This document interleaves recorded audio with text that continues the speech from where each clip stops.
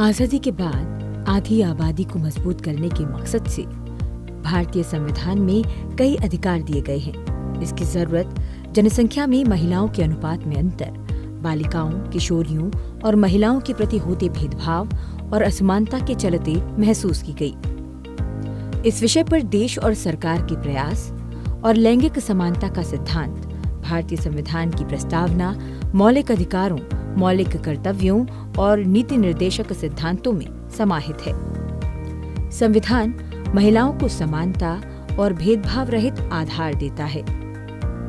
अनुच्छेद 14 के तहत महिलाओं को समानता का अधिकार दिया गया है।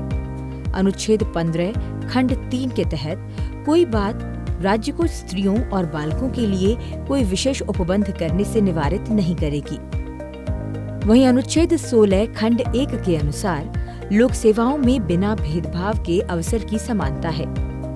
अनुच्छेद 19 खंड 1 के अनुसार समान रूप से अभिव्यक्ति की स्वतंत्रता है।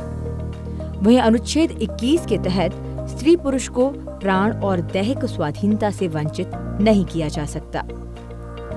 अनुच्छेद 23 और 24 के अनुसार स्त्री पुरुष को शोषण के विरुद्ध समान अधिकार दिए गए हैं। अनुच्छेद 25 और 28 में दोनों को धार्मिक स्वतंत्रता के समान अधिकार दिए गए हैं। अनुच्छेद 29 और 30 के तहत शिक्षा और संस्कृति का अधिकार, अनुच्छेद 32 के तहत संवैधानिक और उपचारों का अधिकार दिया गया है। वहीं अनुच्छेद 39 खंड घ के तहत पुरुष और स्त्री को समान कार्य के लिए समान वेतन का अधिकार दिया गया है। अनुच्छेद 42 के तहत महिलाओं को प्रसूति सहायता प्राप्ति की व्यवस्था का अधिकार दिया गया है। अनुच्छेद 51 खंड क खंड ड के तहत ऐसी प्रथाओं का त्याग करने की बात कही गई है जो स्त्रियों के सम्मान के विरुद्ध हो। अनुच्छेद 243 खंड ड के तहत पंचायती राज संस्थाओं में 1/3 आरक्षण की व्यवस्था की गई है। 1993 में हुए 73वें और 74वें संशोधन में महिलाओं के लिए पंचायतों और नगर पालिकाओं की स्थानीय निकायों में आरक्षण का प्रावधान किया गया है, जो उन्हें भागीदारी का मजबूत आधार प्रदान करता है।